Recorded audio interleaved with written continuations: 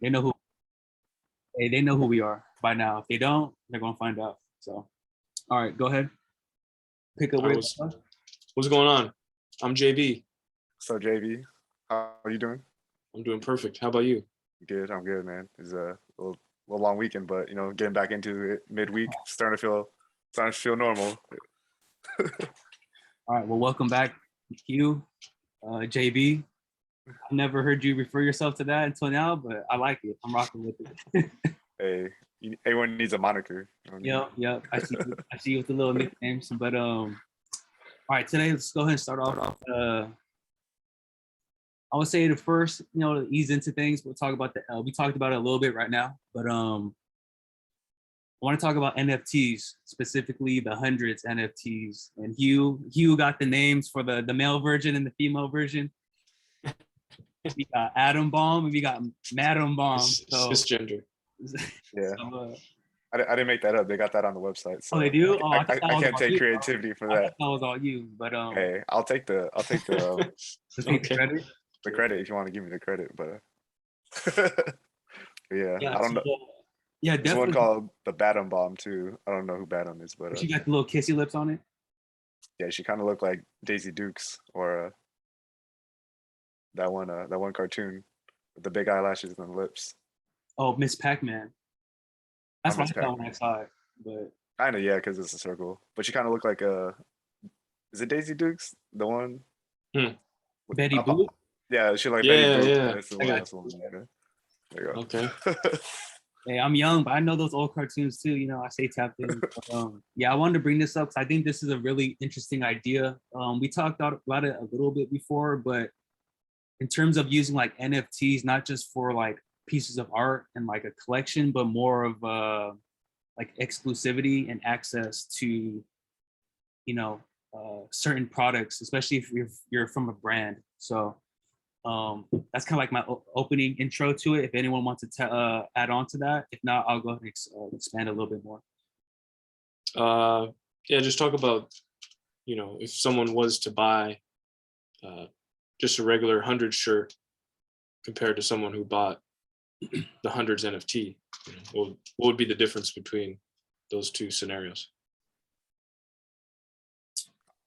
I think so. So someone who cops a hundreds NFT, right? They can get exclusive access to shirts only for the people who have NFTs. If you don't have an NFT, then you don't get exclusive access or private access to unique drop of physical items too as well. So what they kind of do is kind of like set up a Supreme type of inventory where it's super exclusive, or you can say like Birkin bags. To get a Birkin bag, you need to have a special invitation to get it. How do I get this invitation? You got to cop this NFT, and they'll kind of give you an invitation to buy, say one physical shirt. And that way it's gonna have more like kind of scarcity and more limited availability versus just the ones you can cop at like Zoomies or the ones that they be printed for everybody. Yeah, I definitely think it takes the brand to a new level by offering, products that you normally just can't see, right? Or not see, I'm sorry, buy. Definitely, especially with, I read a little bit of the white paper and he mentioned, some buzzwords I got were metaverse, clothing, and, more people going online. So as these worlds get built out, like even like a couple weeks ago, maybe a week ago, Facebook dropped that virtual, AR, VR scenario where you can interact with people, like a virtual meeting conference, but like have the whole Oculus set up and pretty much interact with people. So to me, what that reminded me of, real side note, have you played Wii Sports before? Yeah, way back in the day. All right. If you play like Wii Sports, like those kind of generic ass bodies and just like how it was set up reminded me of that.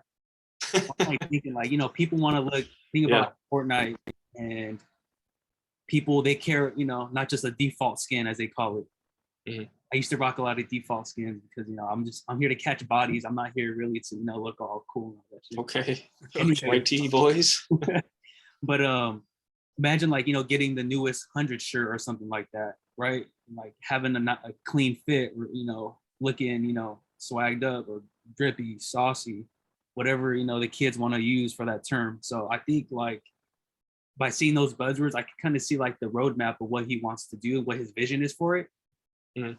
Is it going to be here like tomorrow, next month? Probably not, but definitely, in my opinion, he's putting his stake down into like the new world, so to speak, and saying this is what we want to do. We want to be the leaders there. So, Yeah, right here on the perks, it says exclusive T-shirt, 1 per wallet, early access to the hundreds drops,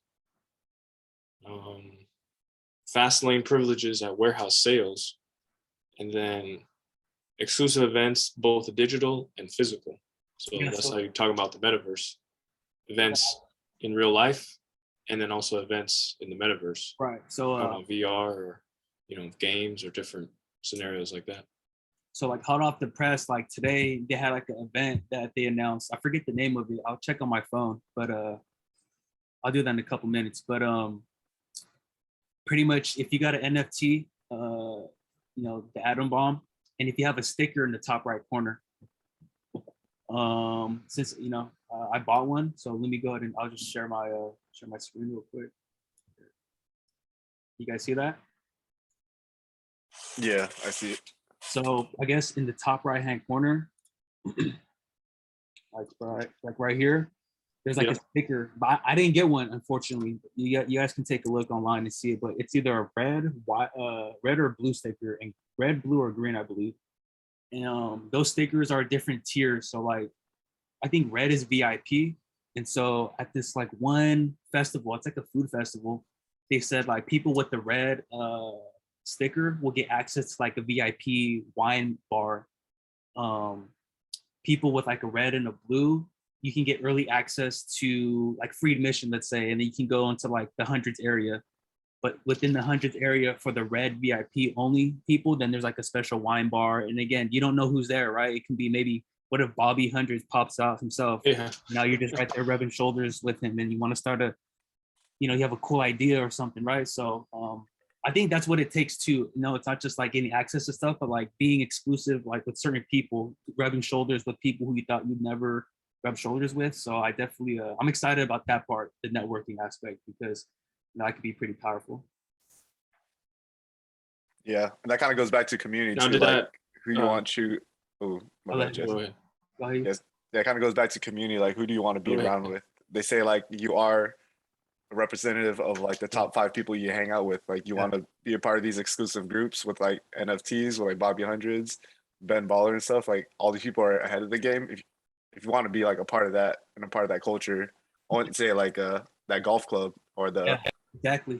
it's like being part of the golf club, and then being Yeah. around and surrounding yourself with other successful people is only going to make you more successful. Yep. Now, when you got that NFT and you said there's different tiers with the sticker on the top right, did you have to pay a higher premium to get a chance to get that sticker, or was it all random? Right. So how it worked was they were all minted. I missed the mint. I would have definitely minted a couple. They were going for about 0.1 ETH. So right now it's what, like $280 if it's at 2,800. So not too bad. Especially depending when you got it or whatever. But it was all the same. So what you did was, or what happened was, you had a bomb that was it was like a bomb with a question mark in it. So they didn't assign you what type of bomb you got. They waited actually, because if you've done NFTs, I think a couple people have. What they do is, they see which one's the hottest one. Boom, the ceiling or the floor is already set at like 3 or whatever. Yeah. What they wanted to do was, they didn't want the chance for everyone to see, okay, who had the dope ones, who had the whack ones, and then all of a sudden start selling on the market and kind of dumping on the NFTs. Because if you have whack ones, like, what's the point of it? That's interesting. Yeah. So what they did was, they said, hey, you can buy an NFT. We won't release you your NFT until like a couple days later, just so people can hold on to it and they can complete the purchase. Because another factor into it, like if they say there's 5,000, and then as you go, you're like at 2,000, 3,000. And if you see like that number one rare NFT that you're looking forward to, and that might turn someone off and be like, oh, it's already taken. Now I have to pay 5 ETH for it. Nah, fuck, I'm not gonna buy it anymore. So they pretty much kept it like not anonymous, but you know, they didn't reveal the bomb until further down the road once it was completely sold out. So pretty much the 100 secured their bag, you know, let's say, and then they you know, revealed it later on. So definitely interesting. I'm looking forward to see what, even though I didn't pull one of the, you know, stickered ones, but yeah, I like the idea. So it's pretty cool. Have you been a part of the minting process yet? I wanted to. I haven't been a part of a minting process in general at all, but okay, I heard about that. Like, it is good if you get one, and it could be cheaper, but I think once you join an auction and once you start bidding on it, you're still going to be paying gas fees even if you don't win the bid. oh shit, That makes sense. So it's kind of like you could bid for something, but it might fall through, and then you still spend some gas money on it. Plus I did a little bit of reading on that. So it's like a plus and minus of it. If you're trying to flip, like if you want to buy something that you really want and early and cheap, it might be better on OpenSea sometimes because you won't be paying that gas and like that kind of mystery of you're gonna get it or not versus like OpenSea was like, okay, this transaction I'm getting it for this price. right? I can sell it for whatever. So there's like some complicated things about minting it, but if you do win on it, then it seems like obviously you'd get the best flip from there also, and you get first dibs. I feel like Jesse had something to say. Yeah, you're talking about auction minting. What do you mean by that? Yeah, so I think when they mint it is like it's basically kind of like what was the NBA cards again? Top The Shot. online ones. Yeah, Top Shop. Like imagine just like say there's only 1,000 cards or whatever, 1,000 NFTs, but there's gonna be like 10,000 people bidding for them. So there's not everyone's gonna be able to get that NFT because it's kind of like whoever gets it first, and that's kind of why like the system gets jam packed sometimes, and the prices go up because everyone's bidding on these NFTs to mint at the same time. But even if you bid on it or try to buy it, you're not always gonna get the transaction's not always gonna fall through because someone else might get it before you. But then you still have to be paying those gas prices to be trying to get it because technically you're still doing a transaction. So pretty much you're paying to play. Yeah, essentially, it's kind Guaranteed. of like playing roulette. Yeah, You're gonna hit it or not. Was that how it was for? Because when I minted an NFT, it wasn't like a high value NFT. It was just on their website. You connect your wallet and you mint your NFT. But it wasn't an auction, so I'm not familiar with how that one works. But that wasn't like high volume, like like the ones that you guys are talking about. But yeah, I only did a little bit of reading on it from like some other people have done it, so I don't have like the exact situation, but it sounds like it's similar to that where you can bid and you'll pay some gas, but you're not always going to win on like something that's really rare or sought after. Okay. All right. Any closing comments? If not, we can go ahead and get into the next topic. Just NFTs are just going to be, like you said, community groups. You want to build exclusive membership, and you want to just show flex. Steph Curry's got his NFT. Ja Rule, I mean, Twitter is a pretty good space for influencers and celebrities that are starting to put up avatars or using NFTs as their avatars just as a flex. Yeah, I guess the take home for me is if you ever been to like Chuck E. Cheese or Nickel, you pretty much use the NFT. So if people like don't understand it, I'm not going to pay this much for a picture. I mean, you paid X amount for some Chuck E. Cheese tokens, so same difference. Man, when they gonna drop that token? Trying to win those little, PS3, remember, or PS2, whatever, how long ago? You get all those tickets. Yeah. All right. So, all right. Next, is Presearch. This is a project that pretty much it's decentralized Google to make it to summarize it. So, I'll first go ahead and ask, Jesse, if you have any comments about it, what you like about it, what you don't like about it. Do you think it can work? Because I have some facts that I, took out or I thought it was important that I want to share. But before I do that, I just want to go ahead and see what, if you have any opinions on it. So Yeah, I hadn't heard about it, and it was early September.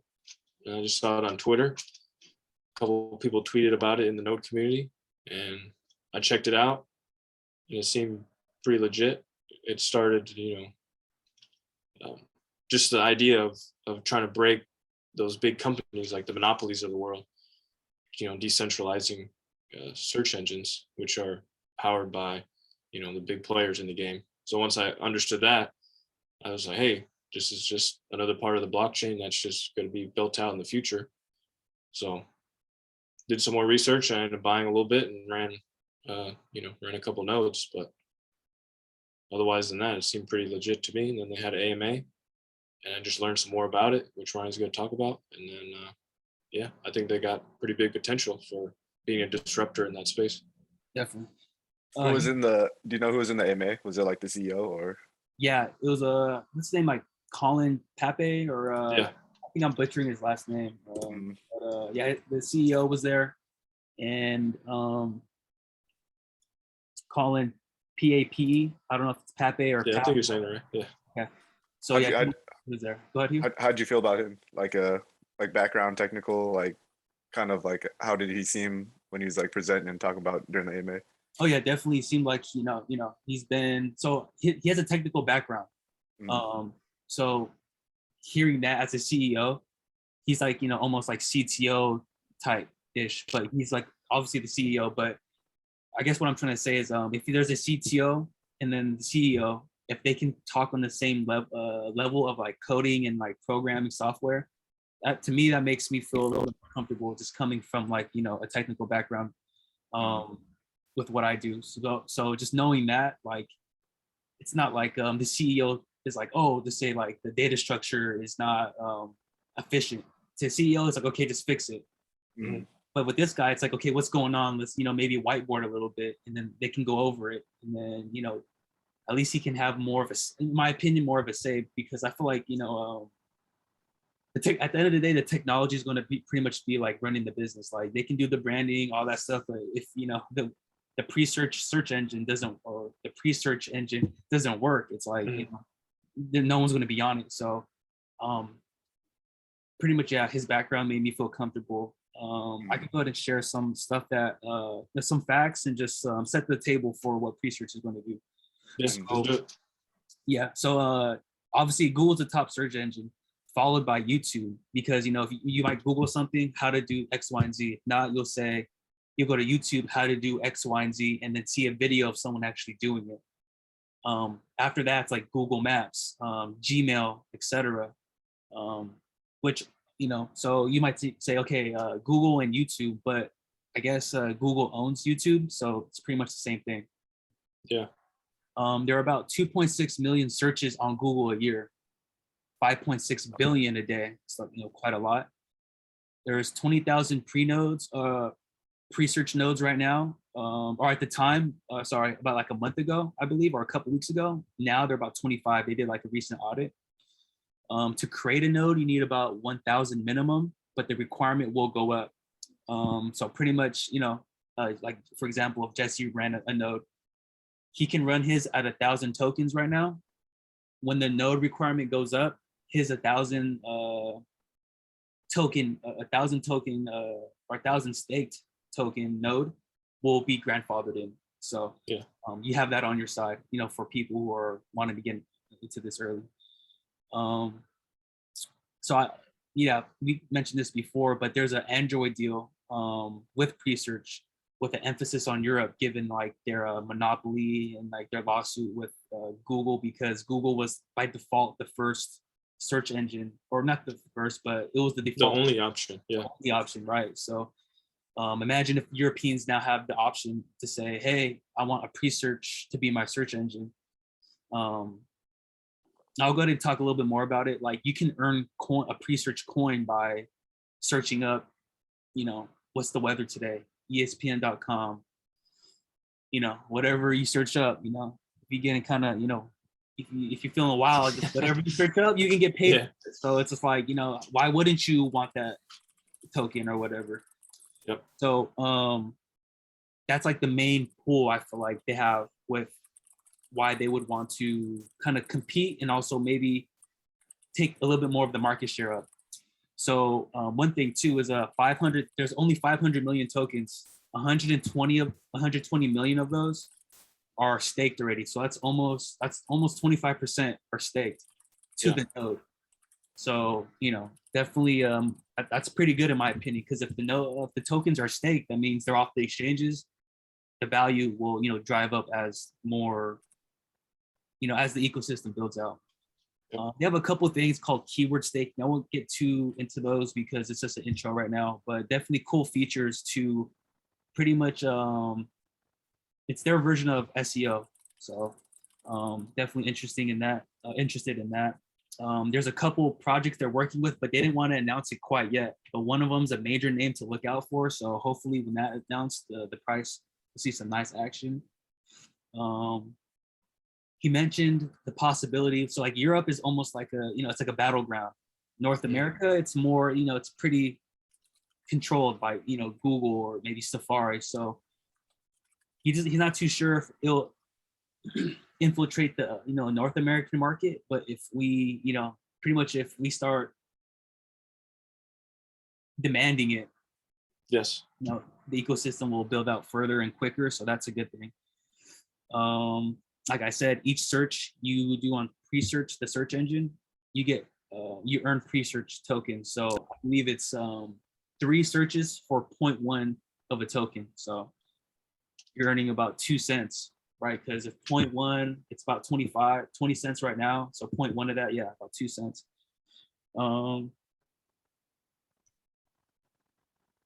So yeah, they're going to actually have a exchange listing coming up besides KuCoin. So right now you can find it on KuCoin. A future exchange listing up and coming, and the launch of the mainnet will increase node operator rewards. So, a lot to look forward to. Definitely, if someone's new to this, the crypto space, I definitely, highly advise nodes. That's been our thing recently. So, definitely check that out. So, I think one of the key points that you said that be maybe something we could touch on was how Android had kind of a big play for Presearch, because that's kind of crazy to think about. Over there in Europe is a little separate, like you said, but here in America it's just defaulted. You buy an iPhone, and their search engine is Safari, but Google pays Apple, billions of dollars to have that Google basically be integrated into Safari. So you don't get to choose if you buy an iPhone. You're automatically using Google. But if you're in Europe now, you buy an Android, you powered it on, you can pick Google, Presearch, what else they have, DuckDuckGo, Bing, there's other ones too, maybe in that market, but it kind of brings up that point that why is that happening over there and not over here, So maybe something like the Apple versus Epic games, maybe something like that can also spiral effect into more changes to kind of break up these big players in the game that just been controlling, what people are doing basically, because they take, if Google's taking information from your YouTube videos that you watch, information from your searches that you're searching, information from your destinations and your maps where you're going, and your emails of what you're receiving and sending out. I mean, it's like they almost know you, So yeah. When I heard about that, I was like, yeah, why don't we have that option here in America? So. Hugh, did you want to hop in? Yeah, I think just like giving people options for different search engines, just to like kind of set the scenes. Like search engines are mostly owned by like large corporations like Google's, like you said, and they earn money by getting our data, and also by bringing decentralization into that. It allows people to kind of get their data back and own their data, and then kind of own that data pool and money pool separate away from a monopoly, and kind of democratizes and decentralizes it at the same time. So it kind of gives opportunity to everybody within the ecosystem as well. And that kind of gives incentives for people to build nodes to help the ecosystem so it can run smoothly as well. And they have a stake in the game, so they have some equity and stake in the game to also earn and be a part of it. Definitely. So yeah, I think it's really cool that nodes and Presearch and through decentralization is giving people equity in the game so that they have ways to earn from this too, not just being the end user, but also kind of being a type of creator. Right. I was also thinking, like, what if you're on Presearch and then you like hit an option where like, hey, track my data, but then what your data is being tracked obviously is going to, like you're saying, like a pool. And let's say like let's say someone wants to extract the data from Presearch. At least like a company can now go and say, okay, we want your data. And if all these people, let's say like a pool of 1 million of us that say, okay, track my data, whatever they throw at it, whatever they say, hey, I want to market or advertise on Presearch, we'll get like a percentage of that. So we're, in a sense, like the possibility of monetizing our data. Yeah. It's more of a possibility with this search engine. Yeah.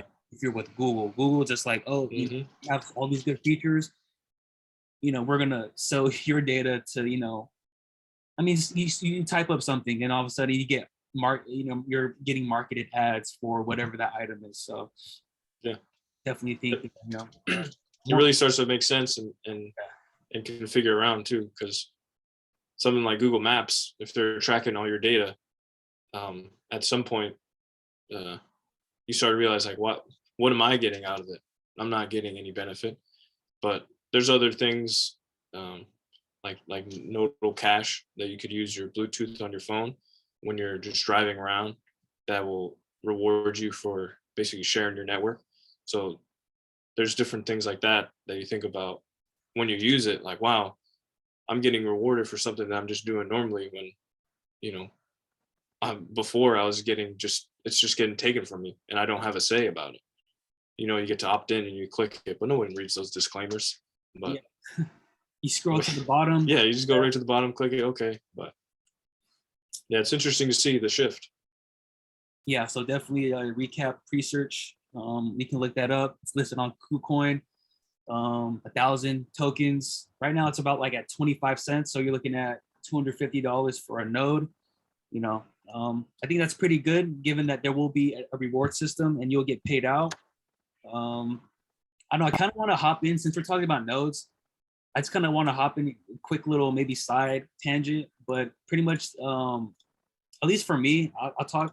I think we all have nodes in some capacity, but why we went from like instead of investing into crypto, we do invest in crypto, but more focused on nodes opposed to just like, oh, I'm gonna buy 1 Cardano today or 100 Cardano and just sit on it. So I guess I'll start with you. What? Obviously, you have some nodes. There's obviously some appeal. You want to just put money into something. So what's you? Why? What's your factor for? What's your motivation for getting a node? For me, besides like the monetary factors of like getting a node. Or you can talk. I mean, yeah. you can talk about that too. I mean, yeah. So keep it a buck. Yeah. Hey, literally keep it a buck. Yeah. So it's like basically by getting a node, you're essentially kind of it's similar to staking, where you're making your money or you're making your crypto work for you. And that's what I'm kind of all about. It's kind of like a way of getting passive income by investing your crypto to help run a node. And like what the node does is help the whole ecosystem of the blockchain. So when you're thinking about when you need a transaction to be confirmed, that's being ran through a node, and that node is confirming that transaction to help the entire ecosystem. And it's important to have these nodes because if you think of like a recent downfall of a system, slight downfall, you can think of Solana when all these NFTs have been exploding. There's too many transactions on that ecosystem for it to hold up and not enough nodes. So by having more nodes within the ecosystem, it allows the ecosystem to flourish and thrive. Maybe think about it as like the freeways or the bridges that we all drive on that we don't think about, but without that, we're going to be stuck in traffic. So we're building more lanes for people to drive on and for these transactions to flow through. And we'll be on 680 heading south, you know, like Yeah. in the fast track. that freeway's been getting worked on for like, man, I don't even know. But yeah, Hugh, I mean, shit, you knocked it out of the park with that explanation and your reasoning. I'll shift now to Jesse. Anything else besides what Hugh said, or maybe same topic or same bullet point, but maybe like a little different nuanced answer that, you know, what made you decide to hop into nodes opposed to like, hey, you know, I'm gonna put 5,000 into Ethereum and, you know, hold on to it. And then maybe one day, not maybe one day, you know, I think we're pretty bullish. It will go up, but yeah, why not? Why do that? Why didn't you do that versus saying, hey, I'm gonna put 5K into like this project as an example? So I think first off, just like you said, you kind of hope or you just kind of think, but you don't really know. The future is kind of, you know, uncertain in most ways. But for nodes, not saying it's guaranteed, but if you provide, you know, either stake it or you provide the liquidity into that protocol, and they have a set schedule of when you're going to get rewarded, that's more, you know, putting your mind at ease. Like you go to sleep at night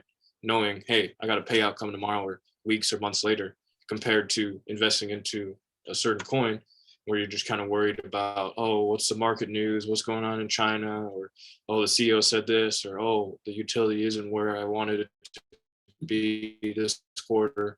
So then the prices kind of depend on that, rather than if you're running a node, it's more, you know, it's just more, you have more backing for what you put up, you know. And then Warren Buffett said, if you don't find a way to make money while you sleep, you will work until you die. So the higher ups, they've always had a way to keep making money on top of money. And for me, once I got into nodes, I saw this and I said, hey, like if the 1% are doing this, or not even the 1%, but people who have it figured out and are making profits, and then their profits are moving into other assets, which are making more profits, then the way a node works, you get rewarded. Now you're taking those profits and maybe putting it back into that same, you know, ecosystem or, you know, protocol, or you're using those rewards and then putting it into another one. So you just keep on stacking those blocks. So for me, after I ran a couple and I saw, you know, how it made me feel more at ease, you know, like when the market dips or market goes up, I'm still, you know, getting my rewards. I couldn't look away. And then also from just the learning aspect too, I really like to learn. I enjoy learning. So having to buy a server, having to log in on terminal, having to write code to connect my wallet to my node to get rewards, that was, you know, pretty big jump for me. And doing that, I felt pretty good and confident. And then it was kind of like an addicting process. Like, oh, I want to run another node, or oh, this other token, you know, they have different code. It's a little more tricky. Let me run this node. So that's my answer. yeah, definitely.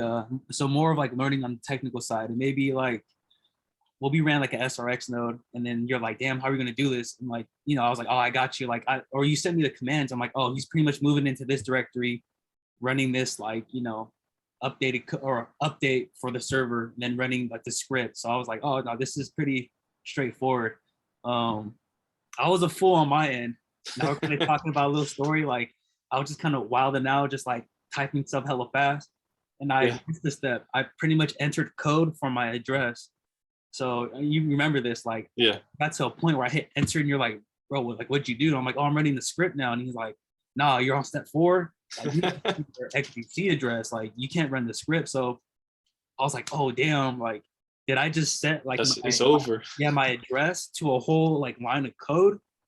And so when my rewards come out, it's going to be going like no one. So I was tripping. I was like, oh no, like control C, kill, terminate. Now ended up working out, but that was just me. I mean, I was overconfident. I just, you know, I was more eager, I guess. Run that node, and then I just ended up putting the wrong code in. So definitely, you know, once you run your first node with code, and you're like, oh man, like you just get that confidence, and you know, telling the computer what to do is not that. That's what coding is. It's telling the computer what to do, and like it just gets a little bit more. You know, not as daring, not as you know, far-fetched. So Yeah.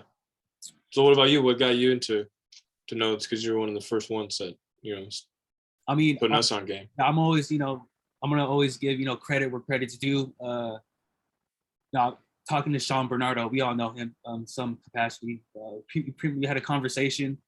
You know, we keep in touch here and there. And he told me that's his next move, and I was just looking at it like, okay, let me take a look at it. Did a lot of research. He told me like, I would say April. I didn't get into like the end of May. I was just like really wanted to make sure I understood everything. And then he was like, yeah, man, like, I mean, you pretty much get paid out, you know, technically every day. I was like, okay, that's cool. Given how, you know, I'll summarize it, but you both touched on it. Like the market one day, like I just don't like, oh, damn, the market's down. And like people start tripping or like, oh, let me just sell. I don't want to lose what I already lost.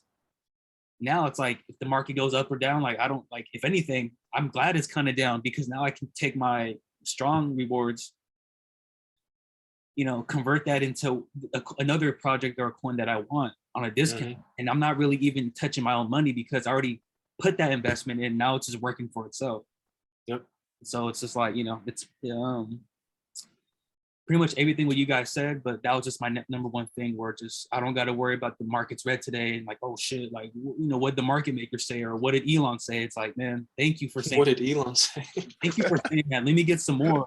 I see the Yeah. long future. So yeah, that's pretty much my final comments on, you know, on the node part. I think it's interesting because everyone has their different perspectives, but I think at the end of the day, it kind of all funnels into just like that security, you know, or peace of mind with our, you know, with our investment. So now, where do you think nodes are in the crypto space? Do you think they're still pretty brand new? Like we saw the NFT bubble or the NFT pump, like it hasn't really bubbled out yet, but it's a little dip at the moment.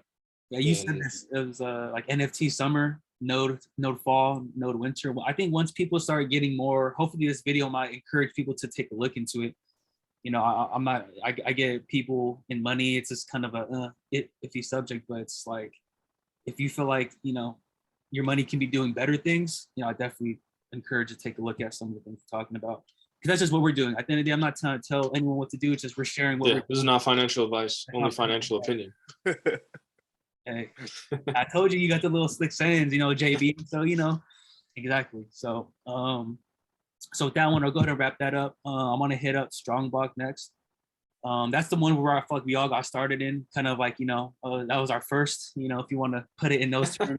So, but here's the thing though, it's our first, but we always keep going back, like the conversation. Dang, that's the main. Back because, yeah, like it's just. You can't go wrong with one-click nodes. That and also too, like, yeah, for me, the seeing what it was being able to return, nothing else is like really matching that. Yeah, I think maybe DAG might. There, I saw like an infographic they dropped today, and they're talking about giving like a lot of coins back. But besides that, that's, you know, that's still being deployed. So that's up and coming. But yeah, definitely strong. So if you haven't checked out the protocol, I would suggest checking it out. Join the Telegram, their Discord, Twitter, whatever. But here are a couple of points. We kind of talked about it too, but I'm just going to go ahead and jump into some of the points that they mentioned that I feel like it's pretty crucial and essential to know. So right now, when you have a node, you get paid, let's say 0.1 a day, and in reality, it's 0.0952 if there's, you know, as many blockchain, as many blocks as they say are mined on the Ethereum blockchain. So pretty much what they're saying now, they have more protocols. Another one's called Polygon, also known as Matic. So pretty much they're saying like, will they get 0.1 reward for a node or will it be split? And the CEO confirmed there'll be a for Matic nodes, there'll be a combination of, your reward will be a combination of Matic and Polygon. But the Polygon will be the same value as Strong. So if you get to say 0.05 of Strong and 0.05 of Matic, whatever 0.05 of Strong is, so say if it's like 500 right now, 0.1 is 55, so half of that. So $27 worth of Strong, you'll get $27 worth of Matic. and Matic's like, say at $1 right now. So you'll get 0.05 of Strong and then 27 coins of Matic. So I think that, pays out pretty well.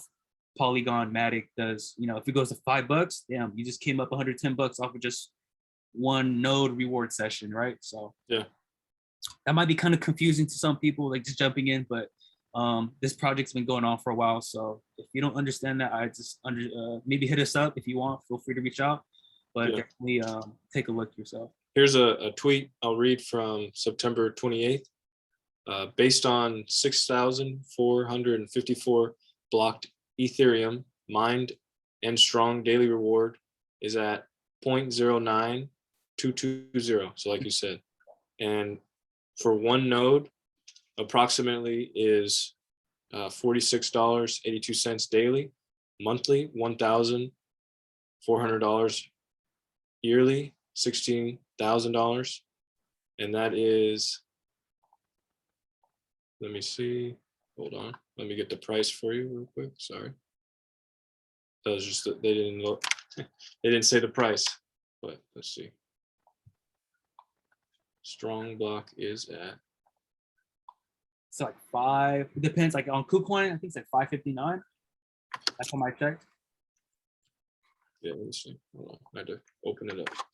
All right, I'm on Coin Market Cap and it's 539. Yeah, you're on corn market cap, because we cap around here. So yeah, so at so around like $500 that information. So like you said, 0.09 is your daily reward, so around 40, $50 if it's around that price range, 500, and then monthly around 1,400, yearly 16,000. So that's just for one node. Yeah. If the price is around that same price point.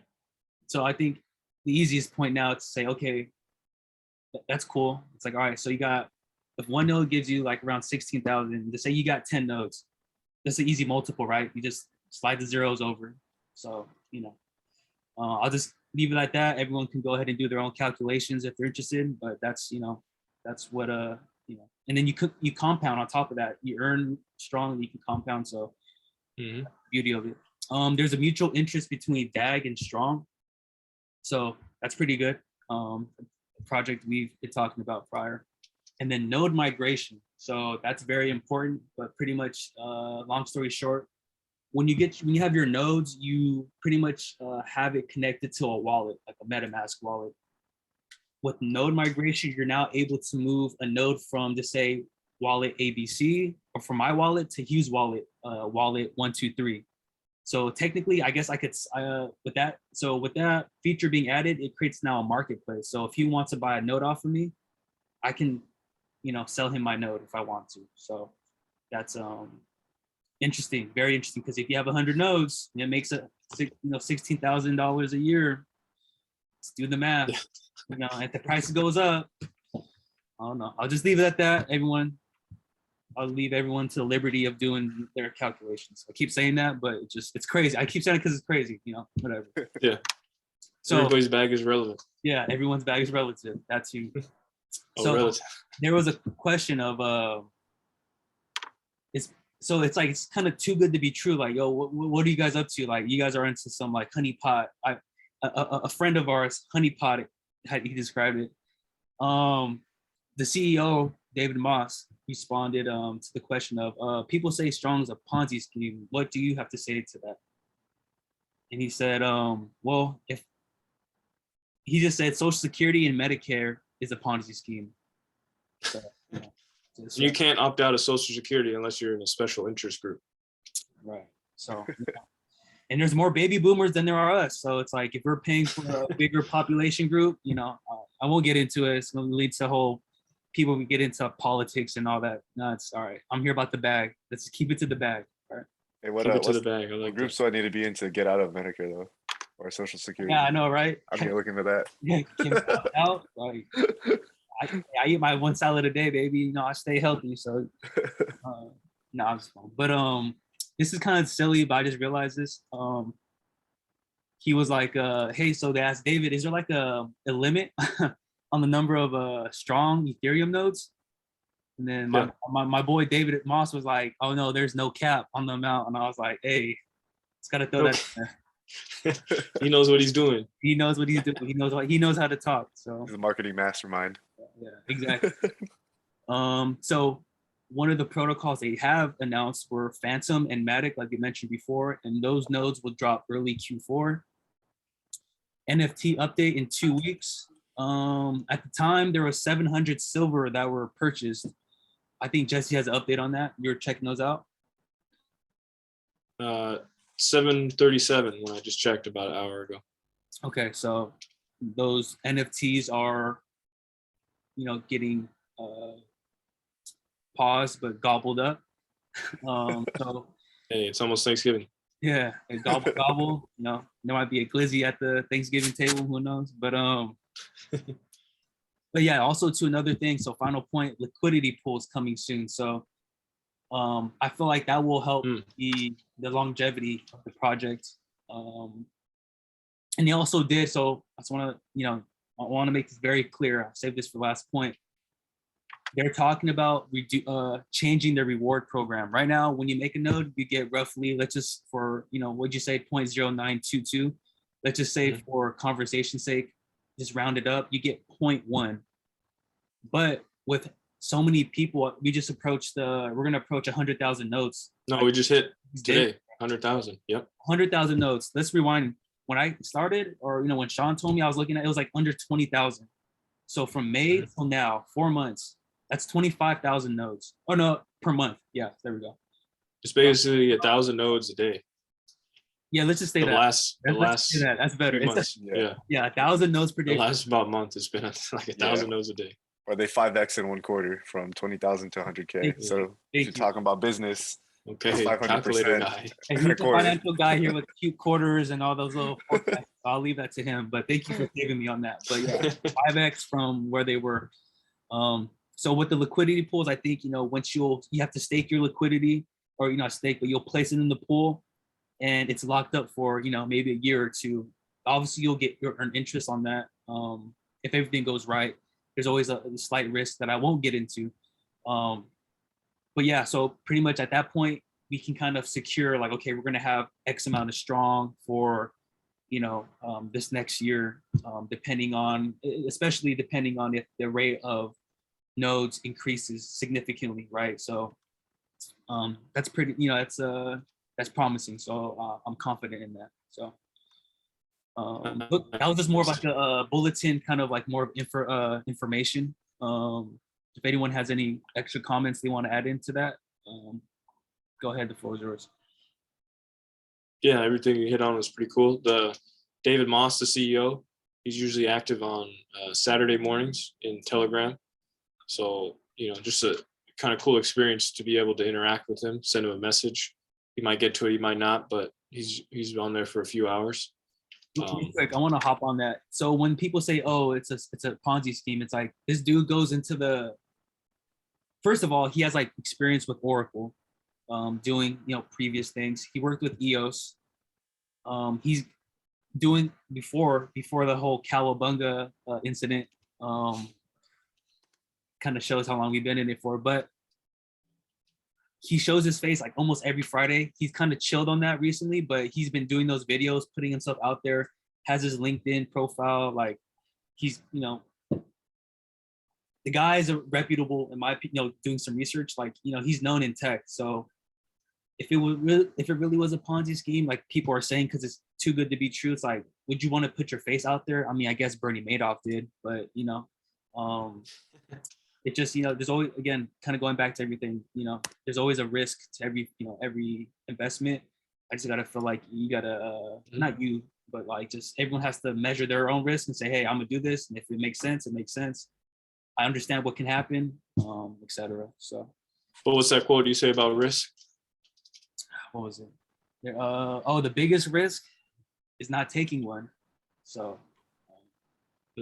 yeah, I feel like I learned that sometimes. Yeah, I learned that from Hugh, definitely. It took a while, but I definitely learned that from Hugh. But now it's making sense. It's clicking. So, we out here trying to get it. So it is what it is. Hey, now you're firing all cylinders. Let's go, baby. Yeah. Now we found all cylinders. We all in the same little. I encourage other people to check it out. But yeah, DYOR. Yeah, DYOR research, but be Yeah. sure to provide some information. And if it doesn't make sense to you, it doesn't make sense to you. It's okay. It's fine. If some people want to sit this one out, it's cool. What we're doing, it might make sense, it might not. Especially in these times that we're living in, like that's another combo. But maybe that can be our second episode on why. There we go. Maybe that could be our second version. We talk about what we're doing, and then what's the why? Environmental factors, signs of the times, whatever. But, yeah. Next one, we'll go with node watch of the week. So this one is Pop. Pretty much, it's a everything's gonna be decentralized, obviously, but it's gonna be for content creators and their ability to stream. The reason why I'm not hesitant, but it sounds a lot like Theta TV, the Theta coin. And they're pretty much, they want to be like the Twitch, but for decentralization, because if you think about it, Twitch is owned by Amazon, and that's like, for example, like there's a site like Donald Trump's website or something like that, for example, or if you're saying some wild things, and it doesn't follow their guidelines, there's a lot of backlash, like, oh, who runs their website, who runs their servers? Oh, Amazon does. Amazon, they're about their money, they're about their bag, so they're gonna do whatever it takes to get that heat off them. So they're gonna take your server off. So with these decentralized platforms, it's like you can say whatever you want. It's pretty much freedom of speech to the max. Whether if you agree with it or not, that's just, these are the solutions that are being built. So don't act like, oh, don't get mad at, don't shoot the messenger. I'm just, but I'm just here to provide info. Yeah.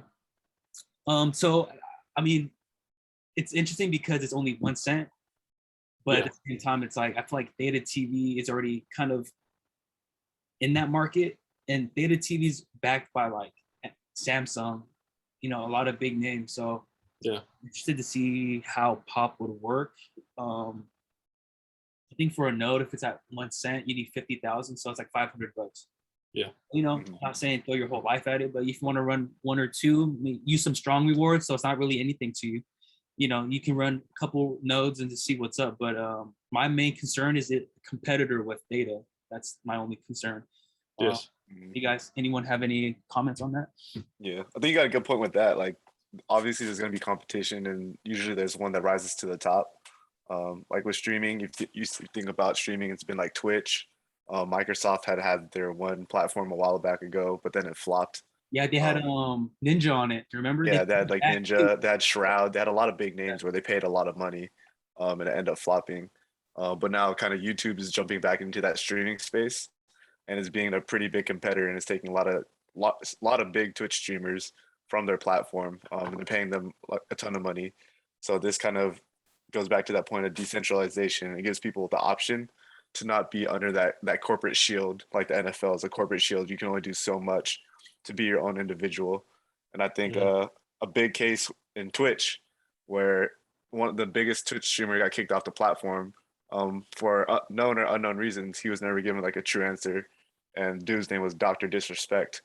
Super big streamer, the 2-time champion of the year, or whatever he calls himself. But he was like one of Twitch's biggest streamers, and one day he just got expelled from the platform, not suspended, just like expelled, like no longer can stream on Twitch. Like this man's livelihood is like changed now because he can't stream on Twitch, which is his moneymaker. But then he was gonna move to a different platform now. Now he has to move to a different platform, which is YouTube. If there's no other YouTube or there's no other platforms like that, then he would have nowhere to really stream and show his content to people.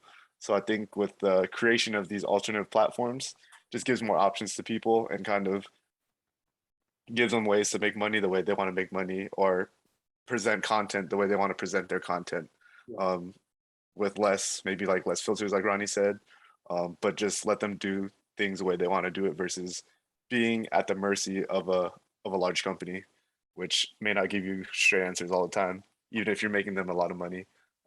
If you mess up their bag for other things, then no matter how big you are, they'll find someone to replace you and be part of that cog in the wheel. Yeah, definitely. Go ahead, Jesse. I feel like you had something to add to that. Yeah, this one I haven't looked too much into it, but I know the people in the node community are starting to pack their bags for October 12th, I think, when mainnet is going to launch, and you're going to be able to run a master node. And I think here it says pop master nodes form a decentralized peer-to-peer torrent network to store and stream all media. With 50,000 pop collateral, master nodes earn 35% of all block rewards for performing this critical service. And they haven't announced that yet, but that's what we're just kind of keeping our eye on, and see what the future has in store for that. But usually with nodes, the price kind of sees a peak at the beginning.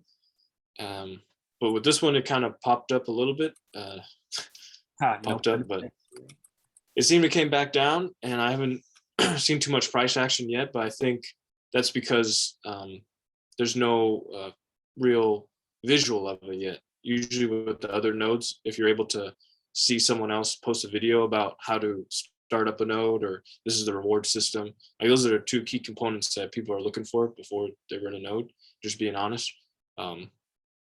So since those haven't shown up yet, I think there's a delay in the price action for pop.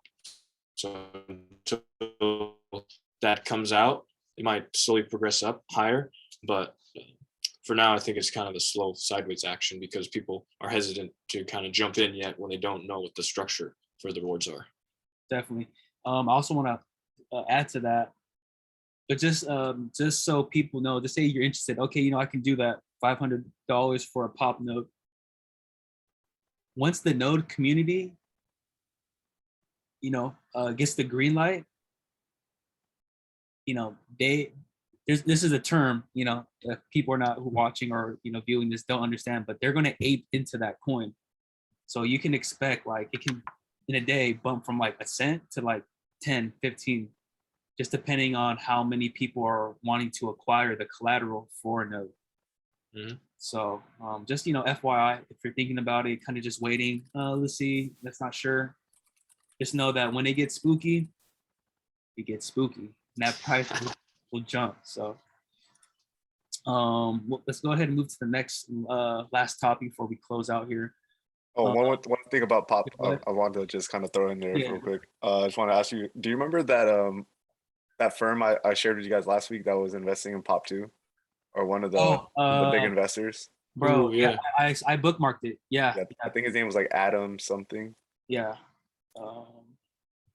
So I didn't save that one. Yeah, I know because you're talking about like Theta has like institutional investors as well, kind of with Samsung. Right. Adam Lieber. Yeah. Yeah. How you say it? Adam Lieber? Or Leber, I think. Okay.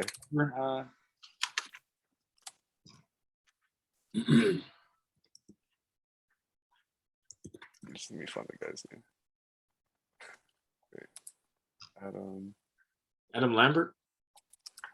You always talking about some concert singers or some artists. I know, send us up. Oh man. What was that site that you did I bookmark it? My notes. I think you sent it in the Google Hangout. Yeah, I'm drawing a huge blank right now. Something capital. But yeah, you use that as a good indicator because he had other investments in pretty successful projects as well. So once we saw that, it seemed like, hey, maybe that's a validation. Maybe Pop has something going. But at the same time, he had other ones that we didn't hear about. It was like something ventures, wasn't it? I feel like something ventures. I don't want. It's all good. I don't want to get stuck on it too long. But essentially, there's like one of the kind of original bulls on Bitcoin, Adam somebody, and he was one of the first kind of original Bitcoin billionaires, and he started his own venture capital fund that is associated around crypto. He also has Pop Network in his venture capital companies crypto portfolio. I'm not trying to cut you off. It's Boost VC, Adam Draper. Okay. Oh yeah, Adam Draper. So if you look at Adam Draper, this is going to be one of the first kind of crypto billionaires, part of the system. He was in early on Coinbase, in early on Bitcoin, and So I go by kind of following big money or successful people's track record. And this guy is kind of bullish on Pop Network. It doesn't mean it's going to be 100% a success, but you can see kind of where the smart money is flowing, and you can kind of learn from some of their actions. Whether it's good or bad, it's up to you. Like Ronnie JB said, at the end of the day, you gotta do your own due diligence and do your own research. But it gives you kind of an equal playing field to think about where to start and think about where to do your research. Yep. Definitely. Yeah, so I just want to go ahead and quickly cover that. Actually, yeah, so we'll go to liquidity and staking rewards. So on the in the Cosmo ecosystem, you can get pretty crazy rewards. Let me see if I can pull this up, but I'll shoot share screen real quick. But let me just get a tab with a whole bunch of stuff.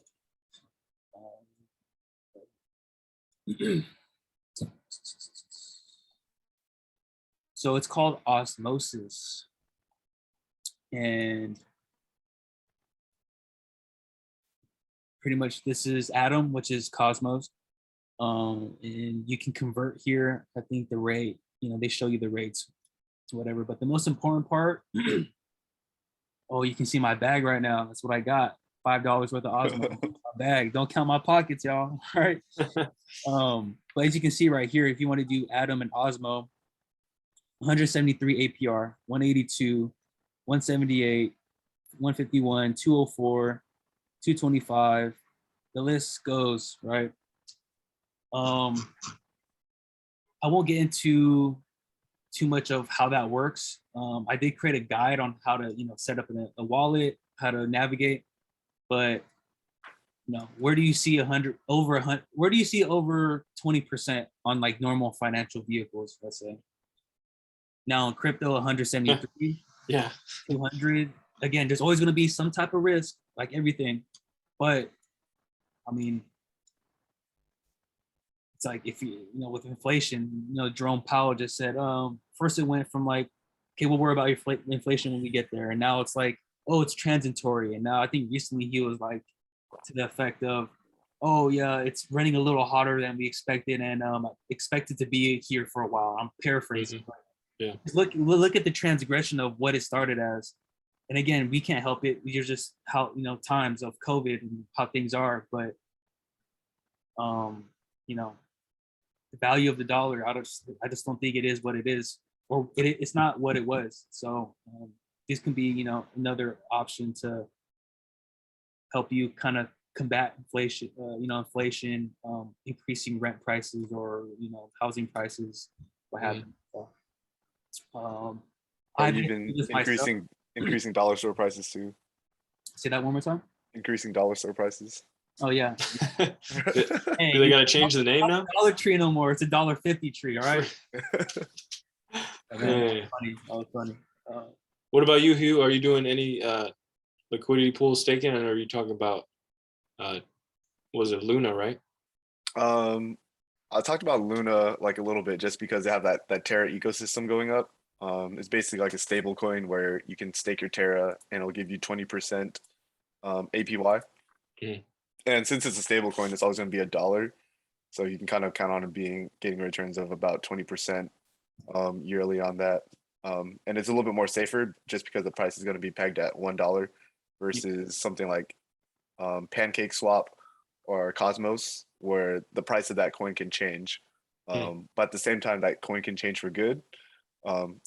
At the same time, it can change for bad. So depending on the price, if it goes up, then you'll be making even more money exponentially.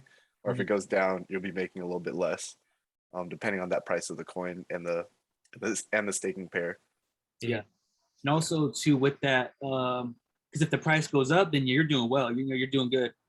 Whatever the 173 APR, with whatever you put in. But if it's down, you're going to be obviously down some money. But it's just like stocks. You don't lose it till you sell it. So crypto is always it's very volatile. It's going to fluctuate. these ecosystems are barely being built out. Wait till more things start. Wait till Web3 is built. Wait till it is, but like more extensively. So wait till the future, or the future's now, but wait till it matures a little bit. Imagine the internet in like early 2000s, from like just normal Facebook, or no, sorry, Instagram. Yeah. Now you can do like Instagram Live, stories, like you can go invisible mode or invisible chat mode. So, people, those who want to, get on their Grizzy, do their thing. I'm just saying, like, the features are built out. It's, who would have thought Instagram would be what it is now? Yeah. That's just my parting, kind of comment on that. Anything else, guys, on that before we head out for some closing comments? No, just another way to make passive income, like we talked about before. If you're making money and your money's making money, that's the way that people stay ahead of the game. You could translate that to the physical world, say real estate. If you go out and you buy, say a house, you fix it up and you're gonna rent it out, that's money that you're getting back in every month. Instead, if you buy something like, oh, I want to buy a fancy car, that's a depreciation cost that's gonna drop right when you leave the dealership. But if you buy that property and then you're getting return every month, that's an asset that's just going to keep paying you back over time. So these are just other ways just to make some money and make your money make money. That's just basically my summary. Yeah, and you can get pretty creative with how you want to stake, because obviously there's multiple pools. You'll get a reward, so like you can get pretty creative where you can pretty much put money in for a one-time gain, take the rewards out and put it into another pool, and now your rewards are making money. So I guess if you really wanted to, you can take your initial investment out and say, okay, I got my rewards, now it's doing its thing. So yeah, it's pretty, you can get pretty creative, and it's just it's pretty cool in my opinion. Yeah, because I remember just out Leroy, he was talking about Terra and staking that earlier in the year. I never really got on game about that, but I started checking out Osmos, like you said, and Secret Network.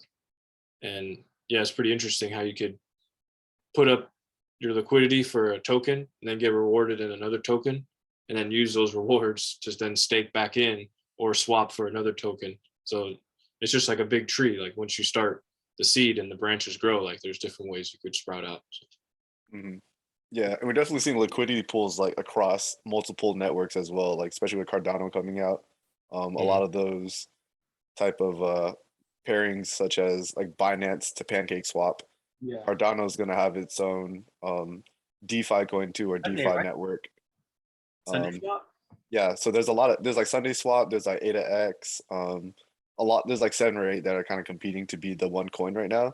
So if you have like forward thinking, or you feel like super strongly about a certain coin, Sunday Swap, that's going to be the liquidity for the main coin. We've seen those pairings kind of match up, and it'll run as one run. So as Binance coin runs, you've seen Pancake Swap run. So as you see Cardano run, you'll see one of those DeFi coins run with it alongside it. So if you're bullish on something early, kind of maybe take your own calculated risk, but you can see the pairing and the use cases throughout the ecosystem. So it's not just one coin doing it. It's multiple people doing it, because these ecosystems need that liquidity to kind of grow along the way. I think too, to add on for Cardano, like I think I'm not too sure of the percentage, but I know it's over 50%, but over 50% of Cardano is like staked, That just shows you like people are just, planning for the future, 100%.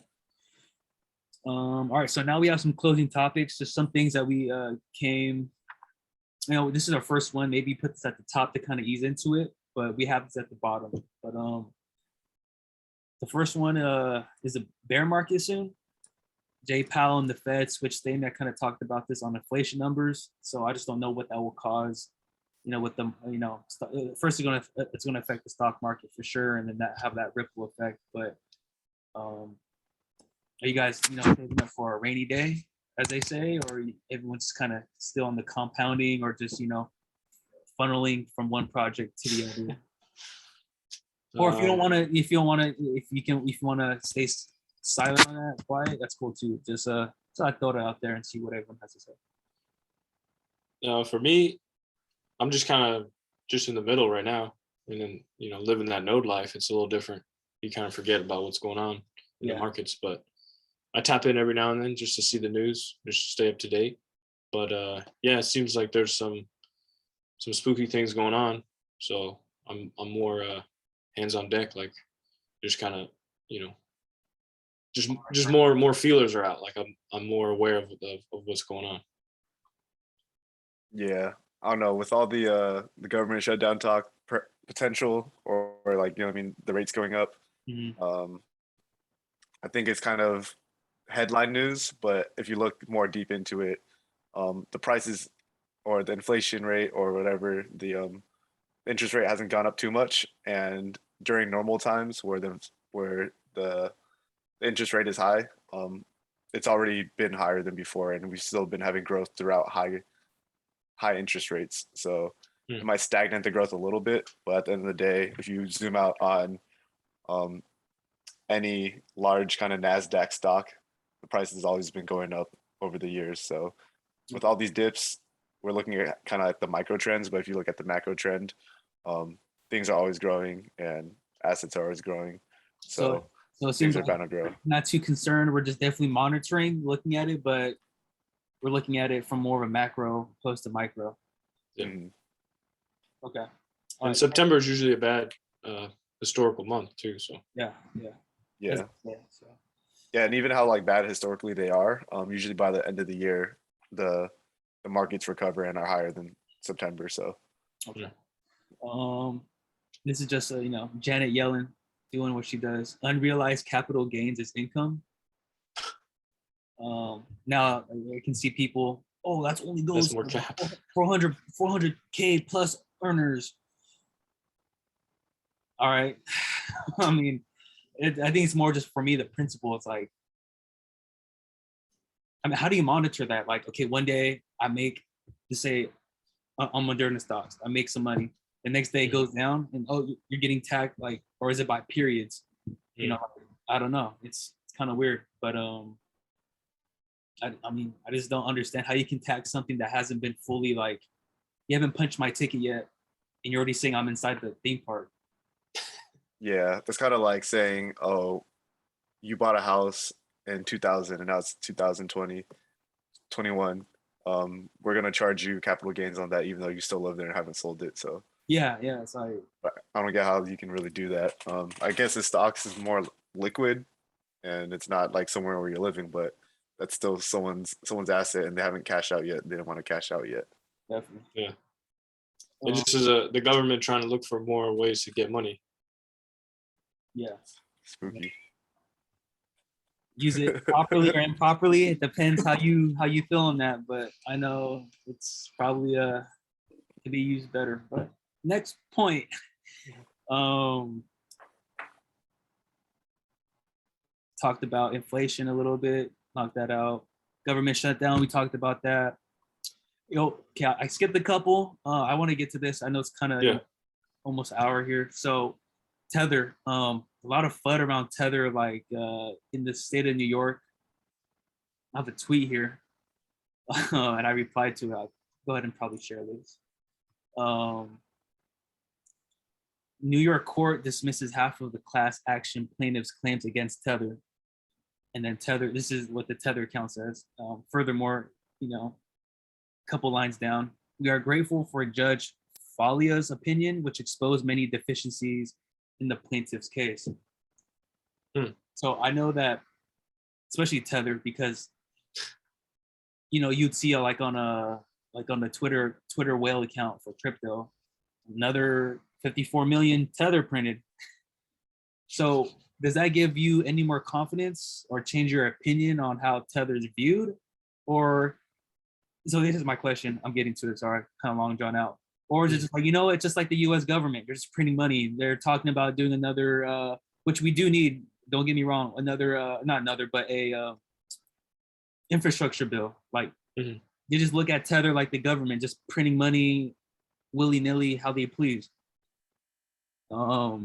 does anyone really care? Or I mean, Tether's more like the digital form, but does it really matter given how much we printed right now? It's like, fuck, we're already in this this hole. Let's just keep going deeper until we get out. It's like a Chinese finger trap, The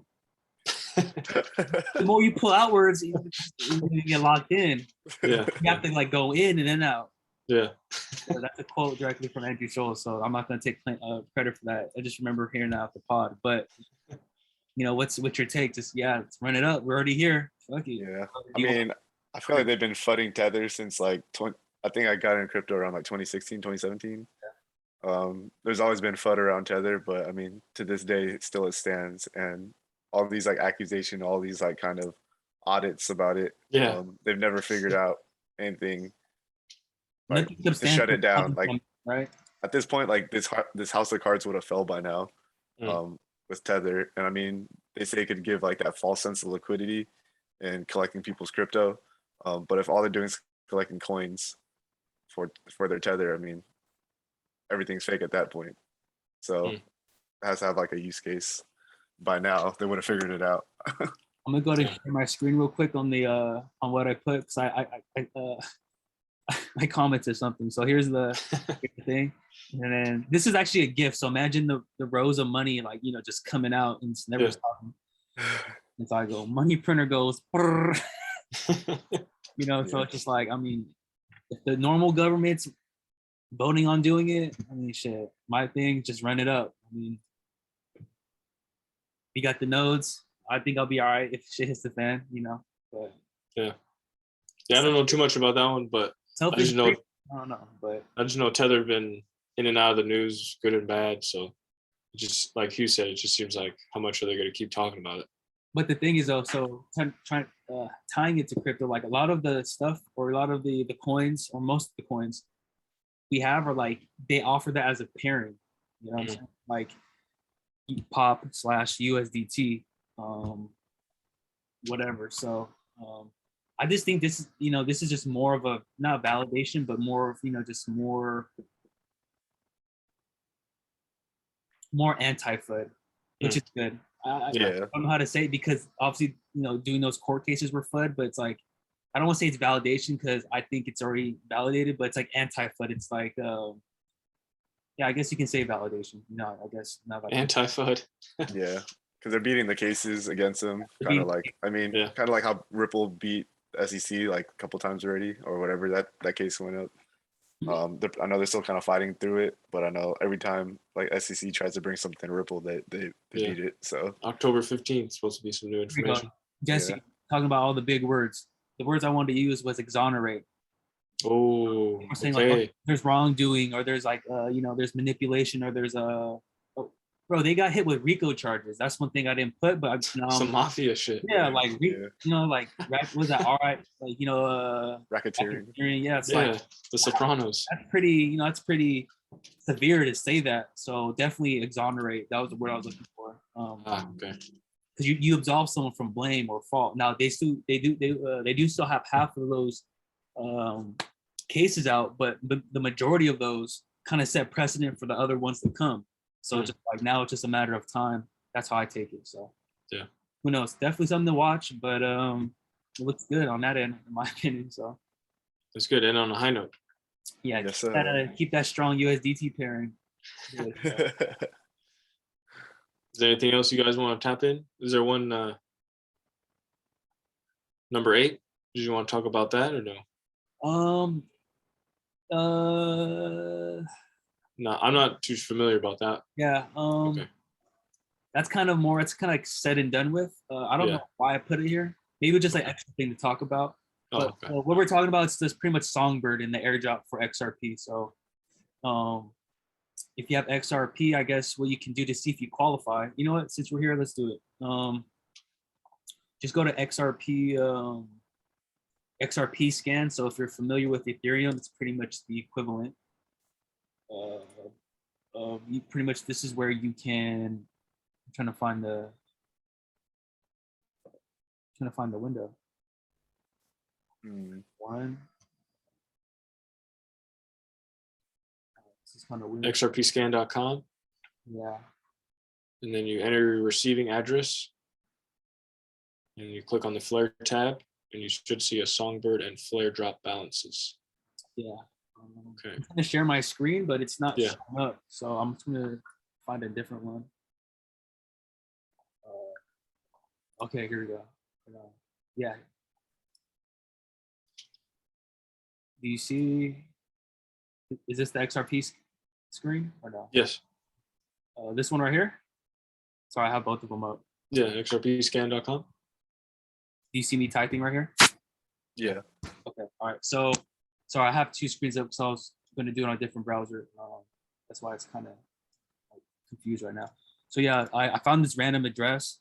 I mean, these are all random transaction IDs. So what I did was I just clicked one of these and I saw where it went from and then where it's going to. So I did it earlier. So this is not my account. This is some random person. So don't count my bags, or you can count his bags, not mine. Yeah. So this is how much XRP he made in this transaction. If you go to this site, enter your XRP address that you're receiving the XRP, you can see how much flare you could have if you submitted the if you put your I believe if you put your Hey, we lost your screen on the oh for real? XRP scan. Can you see it here? Oh no, you're on the Word doc. Okay, see, I knew it wasn't. Let me try it one more time. Sorry about that. Here we go. Here we go. Okay, we're back. Okay, what you had to do, I forget. You can look it up online, but pretty much if you go to Flare, this will show you how much he's allotted. So for Spark, for Flare, it's going to be a 1-to-1 roughly.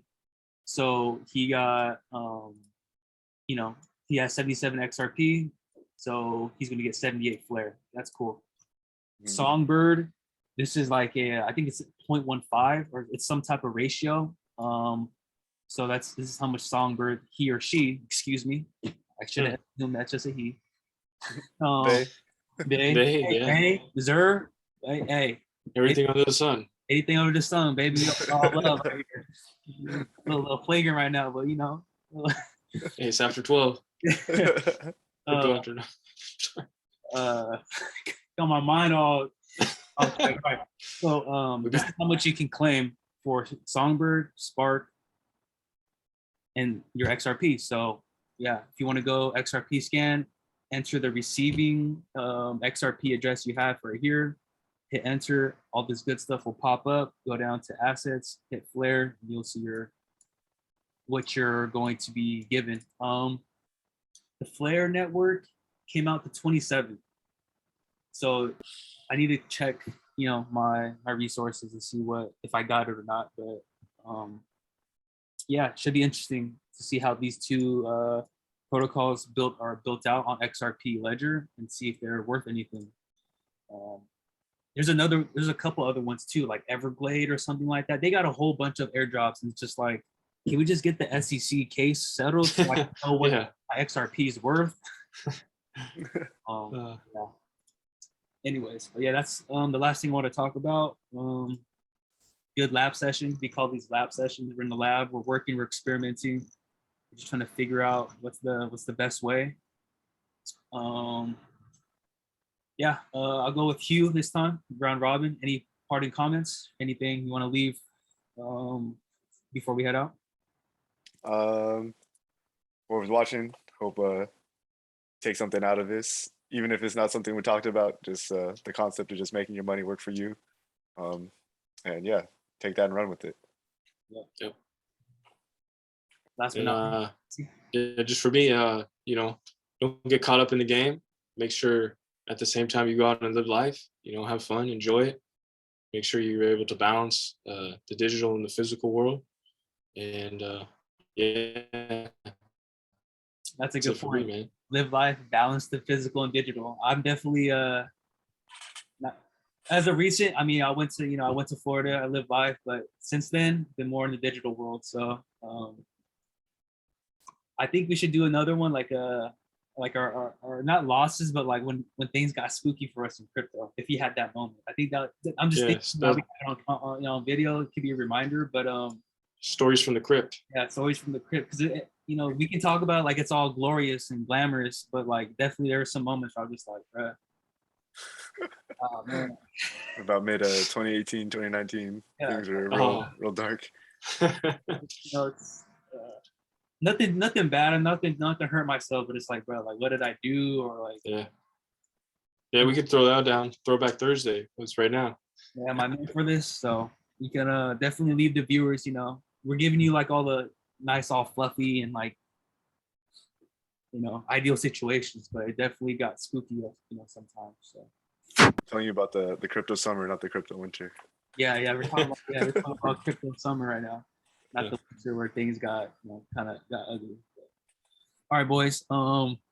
That's it. I appreciate everyone taking time to be on here. I really value everyone's feedback, helping me, you know, just more eyes in the space. Also, just trying to help people. I feel like we have good things to say. That's why we're doing this. We're gonna start recording these. Yeah. As we get better, you know, we can make it more concise, more efficient. But I think, you know, this will be a good baseline and see how we can, you know, improve from here. So that's it. I'm gonna go ahead and stop this. But thank you guys again, and we'll see you next time. Be seeing you. All right. Be seeing you.